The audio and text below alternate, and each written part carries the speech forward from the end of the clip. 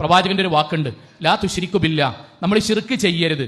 Love ഹുർരിഖ്ത ഔ ഖുതിൽത ഔ ഖുതിഅത ഔ സുലിബത, നമ്മളെ ഒരാൾ കൊല്ലുമെന്ന് പറഞ്ഞാലും കടുത്തു മുറിക്കുമെന്ന് പറഞ്ഞാലും കൈകാലുകൾ വെട്ടിയിടുമെന്ന് പറഞ്ഞാലും ജീവനോടെ കുഴിച്ചിടുമെന്ന് പറഞ്ഞാലും ശിർക്കുമായി യാതൊരു കോംപ്രമൈസും ഇല്ല എന്നൊരാൾ പ്രഖ്യാപിക്കാൻ കഴിയണം. അത് നമ്മൾക്കൊരു കുട്ടി ജനിച്ചു, നമ്മുടെ അമ്മായിമ്മ പറഞ്ഞു അവന് ഏലസ് കെട്ടിക്കൊടുക്കാം, അരയിലാകാം, കഴുത്തിലാകാം, കൈത്തണ്ടയിലാകാം.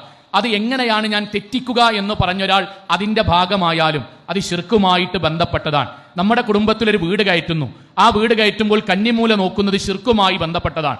നമ്മൾക്കൊരു വീട് നിർമ്മിക്കുന്ന സമയത്ത് കിണർ കുത്തുമ്പോൾ അത് ഇന്നാലിന്ന ഭാഗം ഒഴിവാക്കണം എന്ന് പറയുന്നത് അന്ധവിശ്വാസവുമായി ബന്ധപ്പെട്ടതാണെങ്കിൽ അത് ശിർക്കുമായി ബന്ധമുള്ള കാര്യമാണ്.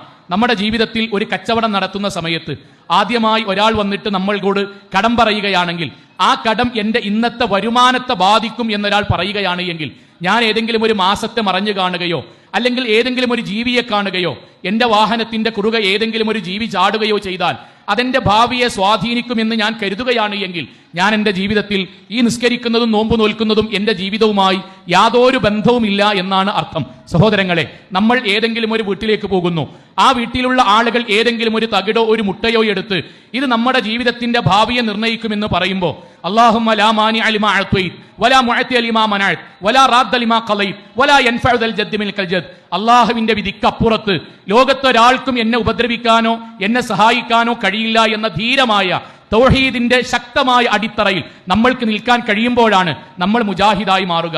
സോഷ്യൽ മീഡിയകളിൽ പുതിയ പുതിയ വെബ്സൈറ്റുകളിലൂടെ പുതിയ പുതിയ ചാനലുകളിലൂടെ ദിക്റുകൾ ചൊല്ലി മുന്നിൽ പാത്രം വെച്ച് അതിൽ വെള്ളത്തിലൂതി കാരക്ക വെച്ച് 1000, 10,000, 2000 തെൽബിയത്തുകളും തഹ്ലീലുകളും തക്ബീറുകളും ചൊല്ലി ഇതെല്ലാം കല്യാണം നടക്കുന്നതിനും രോഗം മാറുന്നതിനും വേണ്ടി നടത്തുന്ന പുതിയ പുതിയ കാഴ്ചകൾ നമ്മൾ ഇന്ന് കണ്ടുകൊണ്ടിരിക്കുന്നു.